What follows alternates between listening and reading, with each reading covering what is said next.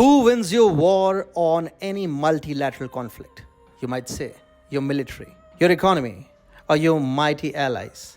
Yet, you're forgetting an important constituent, the small regional actors sandwiched between two giants who turn the tide of the war one way or the other. And today, ASEAN countries are the ones sandwiched between two giants, China and the US.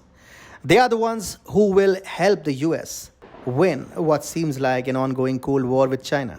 But guess what? Biden is abandoning them and giving away Western Pacific to China on a platter. Hi and welcome. You're watching TFI Global, the foreign affairs and geopolitical analysis arm of the TFI Media Group. I'm your host Atul Mishra, and in this video I will elaborate on how Biden's Indo-Pacific strategy has simply gone awry. Let's begin.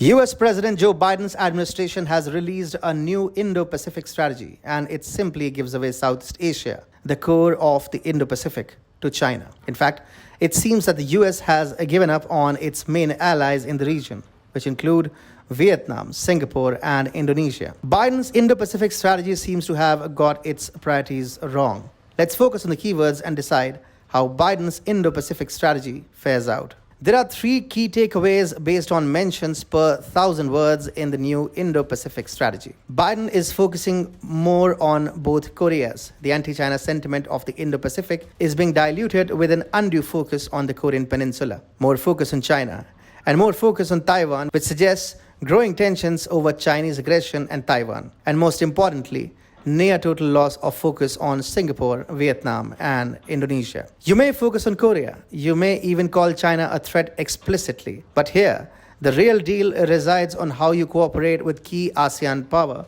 to outplay China in the South China Sea. Trump understood that, but Biden is acting naive.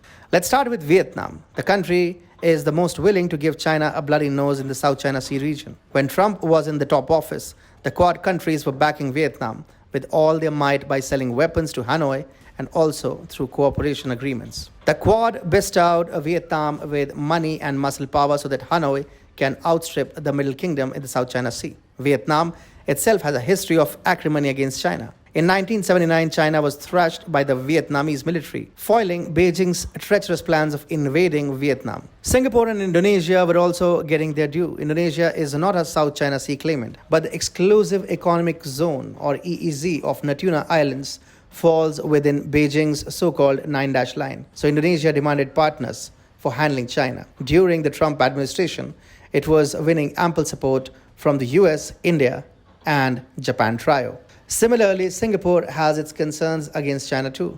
They are concerned about the effects of the Chinese economic crisis spilling over into the Singaporean economy. Singapore is also concerned about China's attempts to interfere in its internal affairs. China often weaves in ploys to provoke pro-China sentiment amongst the ethnic Chinese community in the Southeast Asian nation. The Biden administration has already surpassed 1 year at the Oval Office.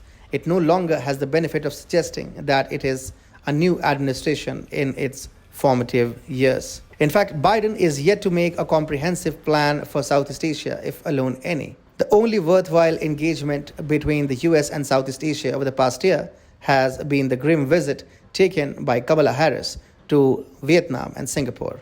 But even that visit seemed to signal the Biden administration's plans to go soft on China. Kamala had said, "We welcome stiff competition. We do not seek conflict. But on issues such as South China Sea, we're going to speak up." Kamala's signal to Southeast Asia was clear. We are not ready to get into conflict with the CCP.